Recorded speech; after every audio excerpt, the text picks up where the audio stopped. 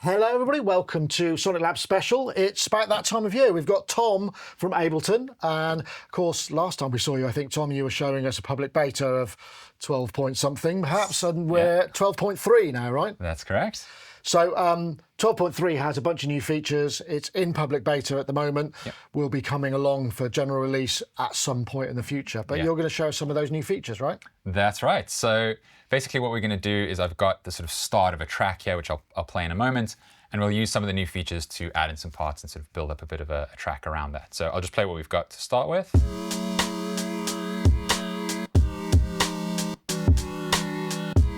So very basic. So let's add some parts into that. So the first thing I want to look at is the new Splice integration. So if I head over to the browser here on the left, you'll see I've got a Splice section in the browser. Right. So I'm sure everyone's probably familiar with Splice, the sample platform. So now you can access Splice directly from within Live. You do need to have a Splice account to access this, but you can have a free Splice account, and there's 2,000 samples that are included with the Splice So you can try it out if it's for you, right? Exactly, so you can try it out. But then you get pretty much access to everything that you would be used to in your Splice in terms of browsing for samples, loading them in, and there's a couple extra sort of really nice features that come with the integration. So let's start by just finding like a really simple loop to go with this. So I'm over on the home page here. I'll go to the instruments section, and I'm just going to browse for some percussion samples. Maybe let's look for like a tambourine. And so you can see that loads up. Anyone who's used Splice before will be familiar with this interface. I can sort of preview samples directly in here. Now the first thing I want to do is I want to filter this by only loops. So I'll just go over here and say loops.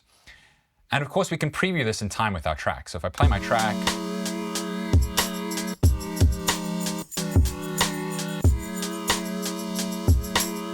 etc. Right, okay. And so you can search through the entire library of Splice samples. You can also access your own library. If you've got samples that you've saved yourself, you can access those here as well. As I mentioned, those samples that are included, you'll see there's this section here that says included, and that'll then show you only the samples that are included with the those free Right, 2,000 you need to be samples. online for this, presumably, because otherwise it wouldn't be able to access, right? Yes, exactly. So you do need to be connected to the internet. And it's worth mentioning as well that if you don't use Splice and you aren't going to use this integration, you can disable this feature. Okay. Yeah. So let's just load in a tambourine sample here. That will do for now. And I can just drag and drop that straight in. Right. See, it's sample downloading, it's loaded it up. One of the things that I really like about it is it loads in, obviously, the raw sample, and just like you would any other sample, it's hasn't sort of warped it in a fixed way. That warping is all manipulable over here. So I can go in, change my warp mode after the fact. Well, that sounds a bit more lo-fi, I like that. Yeah, so that's quite nice. And as you'll see when we load in a pitched sample as well, it's going to have the pitch data in there, so you can change the pitch and things afterwards. Right, okay. Pretty handy. Cool. So let's find another sample, but I'm going to use probably, I think, my favorite sort of part of this feature is something called Search with Sound. Right. So this is something that's unique to this integration, I believe. And the way this works is you can select either individual clips and samples, and you can drag them into this Search with Sound area, or you can select an entire section of your arrangement and click Search with Sound. And what it's going to do is it's going to take a little recording of that section. So, and then I noticed you were dragging MIDI in there as well at that point. Is that exactly? Yeah, MIDI audio. Basically, it's going to convert it all to audio on the back end, and you can see here it's going to create this kind of reference. So I can listen to what it's recorded. So it's just my track, and then it's going to find samples from the Splice library that work with that. So it's going to look at things like the key. It's going to look at things like chord progressions, tempo, all of that. So now if I play this track and listen to some of these samples that it's given me,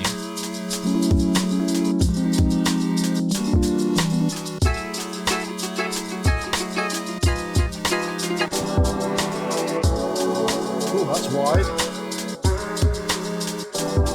so you can hear that all of these samples just work. They have some things in common. Yeah. Not all totally, but yeah. Exactly. You might still need to do a bit of browsing to find one that you like, but they're going to mostly work with the material that you've given us. It's a really kind of handy feature. So there was this sample that I'd sort of found earlier that I think I want to use. So let's drag that in. And I'll just move this up to the top here.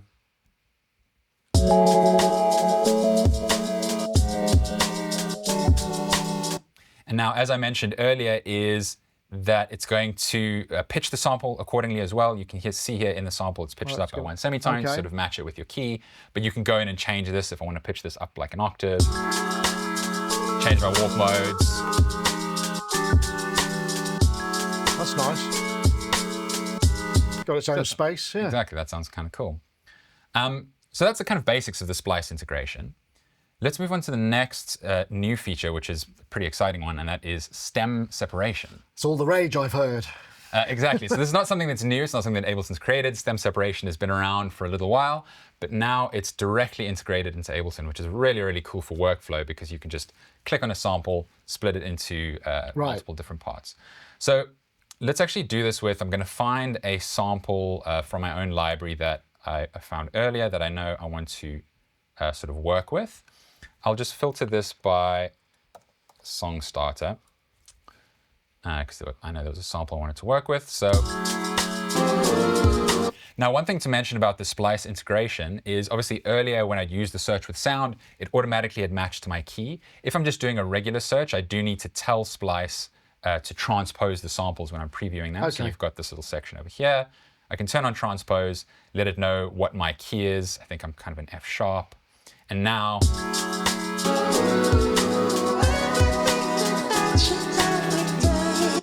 so you can hear that's previewing the key. Yeah. Now, in this particular sample, I just actually want the vocal. Don't need all of that other stuff for now. So I'm going to drag that in. And right on the sample itself, I can right-click and down at the bottom, separate stems to new audio tracks. I click on that and I get this little pop-up that comes up. Now, you can separate it into 4 different stems: vocals, drums, bass, and others is basically everything else. I only want the vocals for now, but I'll leave everything on so you can sort of see how that works. And then there are also these 2 modes. You can either do high speed, which is going to convert it more quickly, or high quality, which most of the time you're going to want to go high quality. And this is happening on machine. It's not an offline, it's not an online process. It's a sort of happening in the actual... Yes, exactly. So this is all happening locally on the device using models from music.ai. They're all ethically trained models using kind of licensed material. All happens on your device. Right. So what that means is that on M series MacBooks, it's going to be a lot quicker because they've got those neural chips for working with AI things.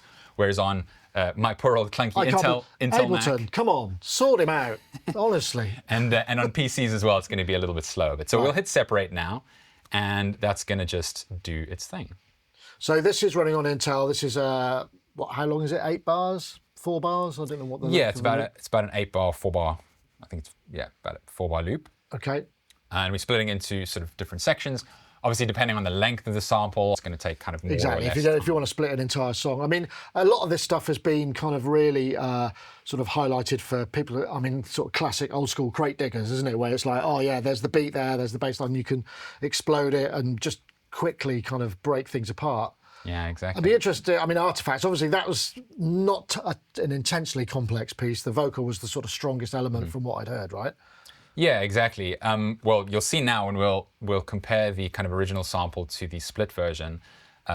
Really good quality. I'm definitely very impressed with the quality of it. Have you got this set? Because there is a setting, isn't there? You can set this to high quality mode or regular mode. How have you got your set? So at the moment in the beta, you have to go into the options.txt file, which is kind of a bit of an advanced thing to enable this high quality mode. I'm assuming on the final release, there's going to be a setting that you can sort of enable that high quality. Right. Cool. So you see that didn't take too long on my old clunky MacBook here, about maybe a minute to split that into sort of 4 separate stems. It will automatically disable the original file here, but I'll just press 0 to re-enable that so we can compare the two.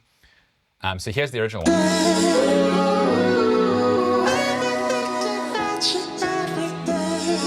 And then here is the split version, and you can see it's just grouped it. So it's in a group track, right? Exactly.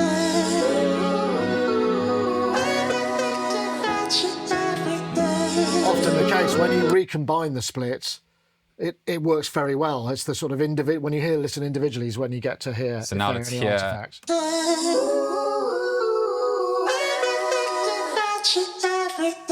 That's interesting. I mean, this may or may not come across, but the ambience on that lead vocal is is pretty well intact, isn't it? Yeah, exactly. And you'll see short stuff is really, yeah. We'll do another example just now how it does a really, really kind of clean job. So this particular sample, obviously there's no bass, there's a little bit of drums in there, but it's mostly just other and vocals. This is everything else.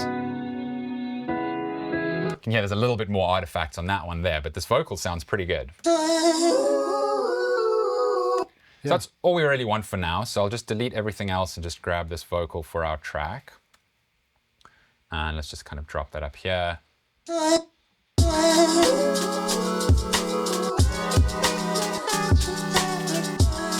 Cool. So let's do that again. And just to also show you that there are kind of two ways that you can split the stems here. You can do it directly from within the arrangement, but you can also do it directly from the browser.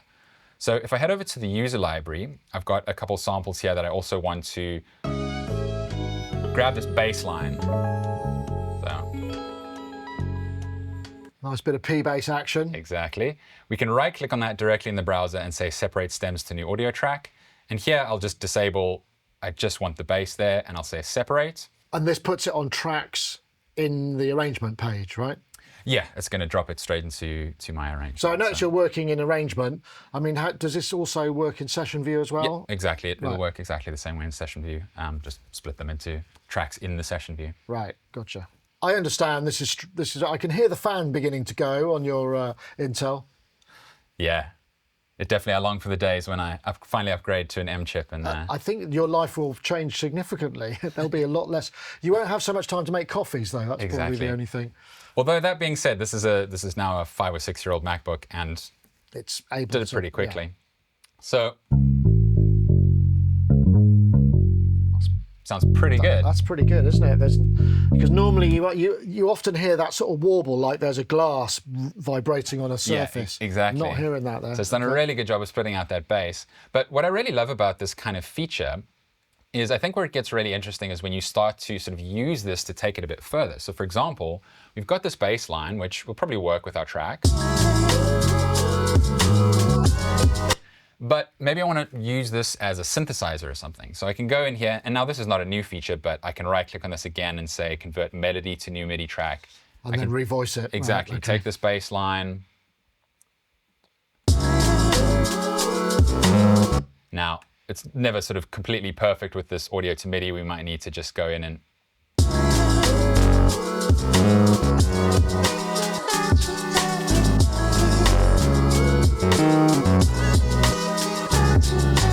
but you get the feel of it, and that's not quantized, is it?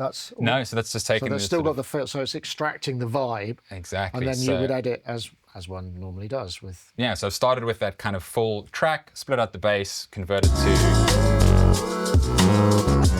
maybe change the instrument sound.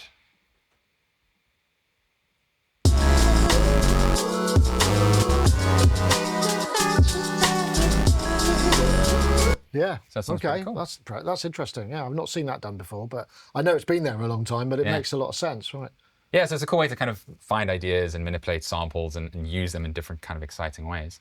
While we're here, though, with this bass sound, we can take a look at another new feature, and that's the ability to compare device states.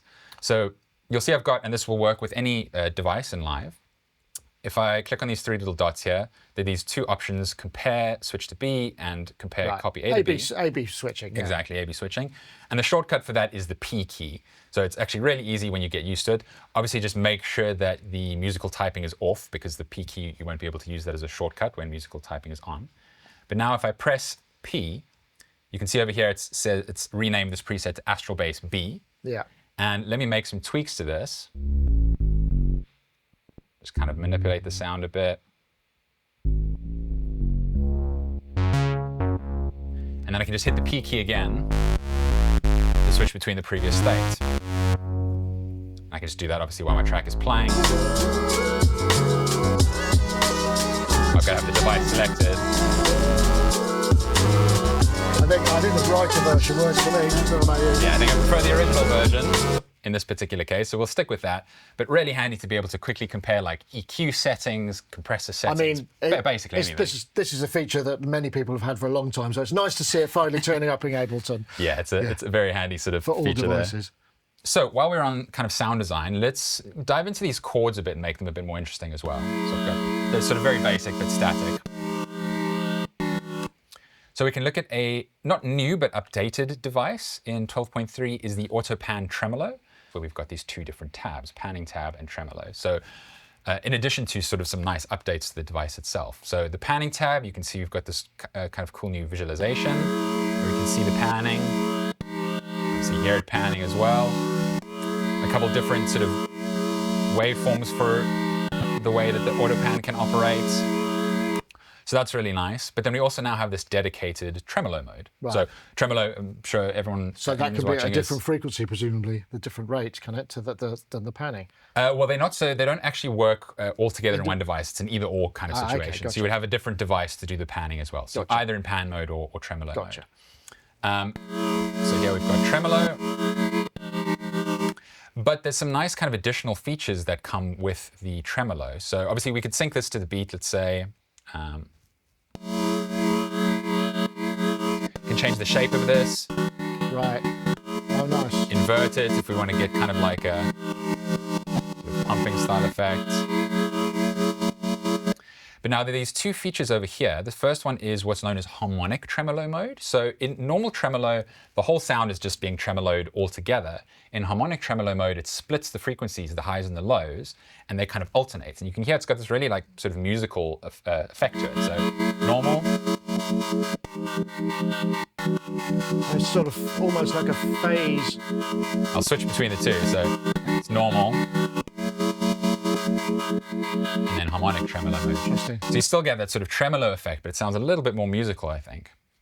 And then the other thing you have here is vintage mode. So this kind of, for me, carries on the lineage of what they did with the chorus ensemble and phaser flanger device, where they sort of try to make them a bit more like old school kind of guitar stomp boxes. And this just adds a little bit of harmonic distortion to the sound. Yeah, so there it's all, adds a bit of just adding a bit of kind of drive and grit, which is quite nice. And then the other new feature here is you've got this attack and mod control. So attack lets you apply attack to the tremolo. It'll sort of detect new notes and then fade in your tremolo. So it's kind of like old school LFO sort of behavior in a way, yeah. Exactly. Okay. And then the mod setting is not going to have too much effect here, but basically what that does is it changes the rate of the tremolo based on the volume of the incoming signal. So this makes it dynamic, right? Okay. Exactly. So this particular pad sound is all the same volume, so it's not going to have too much effect here. But so really nice kind of update to the existing device. So that's the Auto Pan Tremolo. Let's move over to the push and look at one of the new features on the push. So another way I could make this particular sound a bit more interesting. So over here, if I select this rack, so I've got this drift device grouped into a rack, and I can manipulate. This is in tethered mode or standalone mode? So we're in tethered mode at the moment. So what I want to do is I want to manipulate this LFO to create some dynamic movement in this particular part. And normally I could kind of record some automation with the knobs. But now if I press the layout button a couple times, so you're familiar with on push, you've got these multiple different layouts you can switch between. I'm going to keep going until I get to this new layout, XYZ mode. And what that does is it splits the grid. You've got notes at the bottom, but at the top you've got this kind of chaos pad style XY grid. Okay. And you can see that that makes sense. I'm surprised it hasn't shown up before. Yeah, exactly. Yeah. I think we'll hopefully see kind of more cool stuff that can be done with the button grid on the push. But the way this works is it maps to two of your macro controls. You can change which ones they map to. So if I press and hold the grid, I get this edit XYZ. And I've got my X, Y, and Z as well. So Z is pressure right, for sort of turning things on and off. And let's say I wanted the low pass frequency to be my X. I mean, I've got the X selected here, and I just tap that. It's now set that as the X. Or if I want the LFO rate to be the X, Y, Z, etc. Right, gotcha. So you can change that. And now what I can do, maybe record some automation on this. You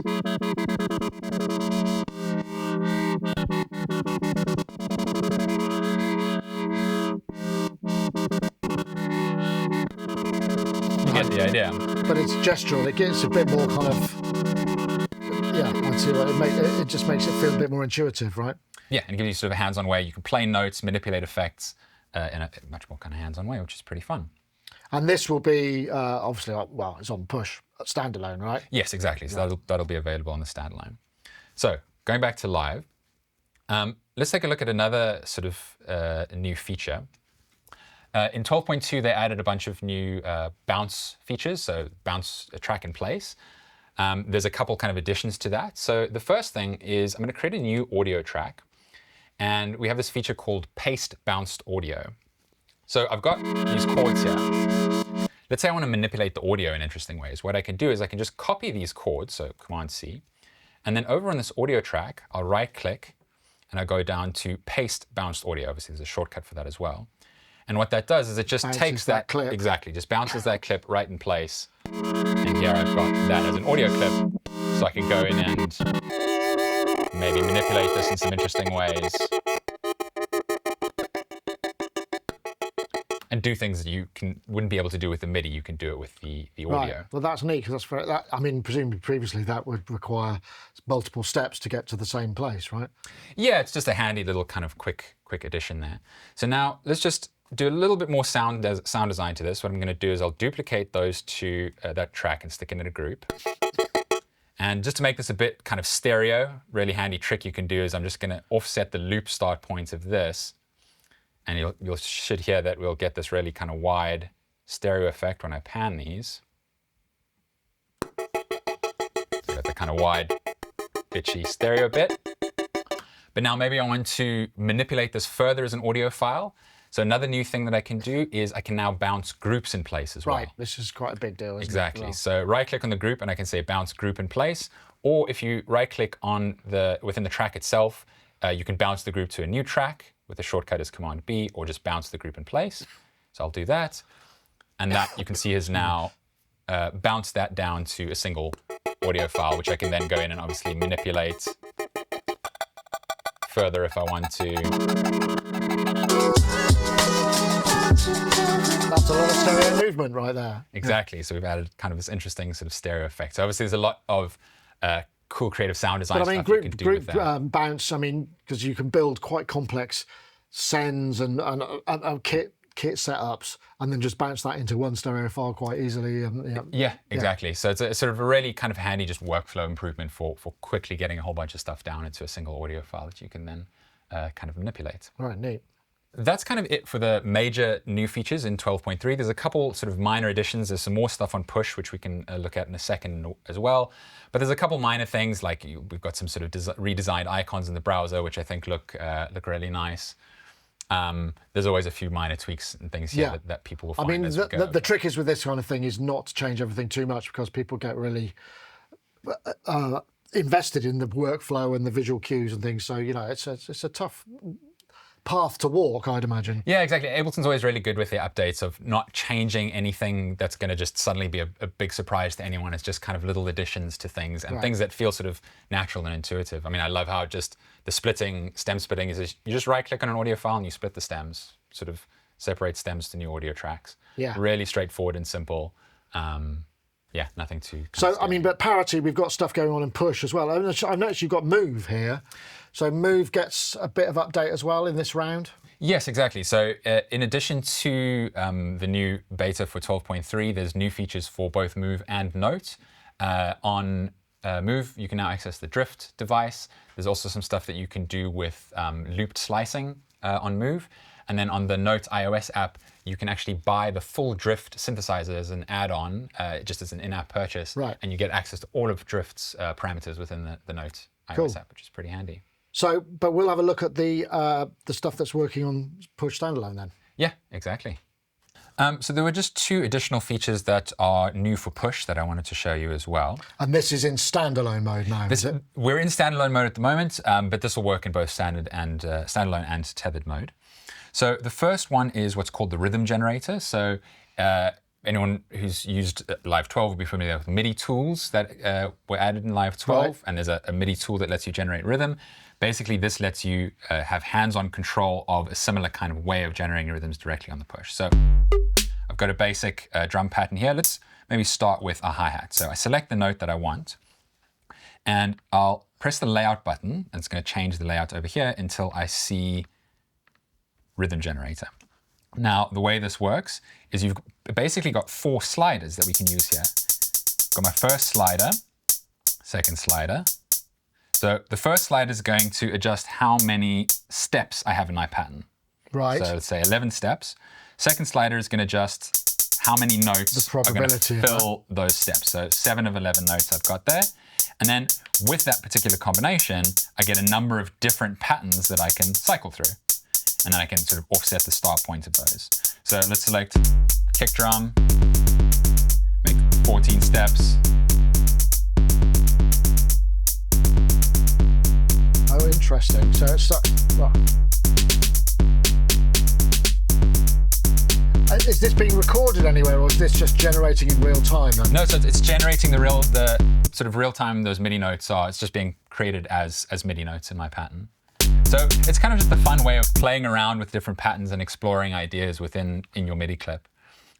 Very sort of straightforward, but just a fun little thing to. I mean, and again, they seem to have focused on how to utilise this large pad area for more interesting UI ideas, right? Yeah, exactly. I look forward to when you could use this whole pad as sort of faders or something interesting. So it points towards maybe some exciting features that could come in the future. The other thing that's just sort of a nice kind of minor little feature in terms of working with the push is, I'm going to add a couple more snares to this. And let's say I want to add a bit of dynamic to my parts. You usually go in and sort of edit velocity before you'd maybe go into your clip, and you could select a note, press and hold on a note, adjust the velocity. Now just a really kind of quick way of manipulating the velocity of a note in a sequencer is if you hold down the accent button, you can slide up and down within the note itself to adjust the velocity. So a really kind of handy little...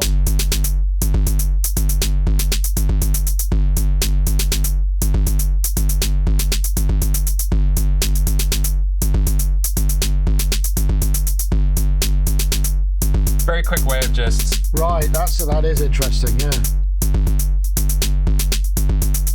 Adjusting some velocity. And then once you've got to that pattern, is that state kind of transient, or can you recall it and come back to it, or or would you record the MIDI? How do you kind of get that back next time you come to load it up? So that's all just recorded completely as a clip in live. So as any other clip would be. So all that data, but all the parameters are stored in the clip rather than every single MIDI note, if you see what I mean. Or is that no, the MIDI notes themselves are stored. I understand. Yeah, Gotcha. Exactly. So there's our. But then you can go on and modify them afterwards if you come back later. Right. Okay. Yeah. Exactly. It's the last state you left it in, effectively. Yes. Right. Gotcha. Yeah. So that's it. Along with that XYZ.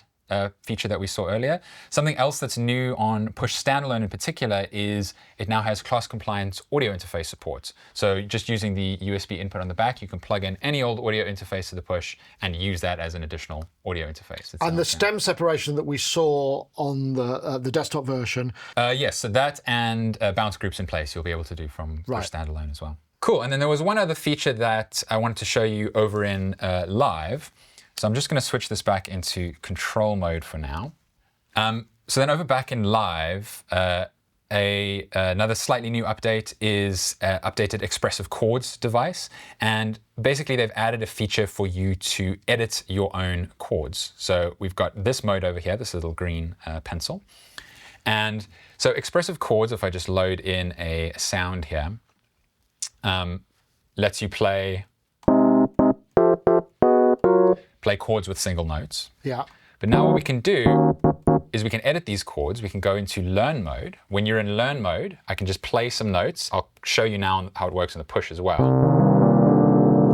And I'll go out of learn mode.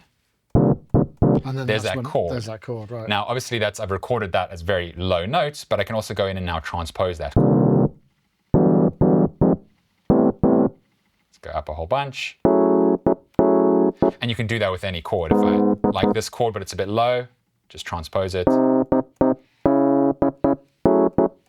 And that's being transposed chromatically, right, at the moment? Or is that inverted? Yes, yeah, just chromatically by semitones. And you can see when you transpose it, it actually tells you what the name of the new chord is as you kind of move up and down the transposition. So that's within the device itself here. Also directly from the Push, you can access that as well. So I've got my sounds here. And is that a chord for every note on this grid? Every single note, yeah. So that's something that has existed in the Expressive Chords. This is just a custom layout for Expressive Chords on Push. But this new ability to edit your notes, you can do that on the push directly as well. So the way that works is, let's say I want to edit this chord. I hold Shift and press Capture, and it changes to the regular note grid. And I can play, let's go up an octave, play a chord. That's now learnt. I go out of that, and there's that chord. Right, that's handy. You can transpose the chords as well. You can go just by pressing the octave up and down buttons to transpose directly from the push as well. Oh, right. Okay. So that's all just, I mean, I imagine that's quite useful for live performance and just sort of throwing things together quickly.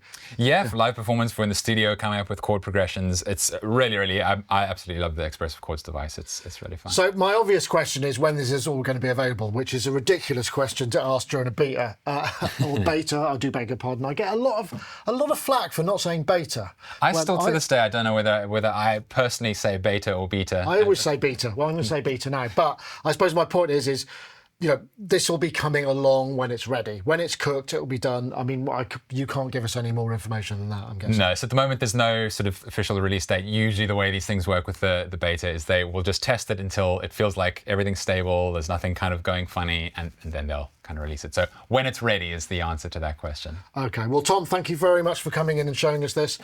We'll probably play out with a little bit of what we've been working on. Thanks very much for watching. See you next time.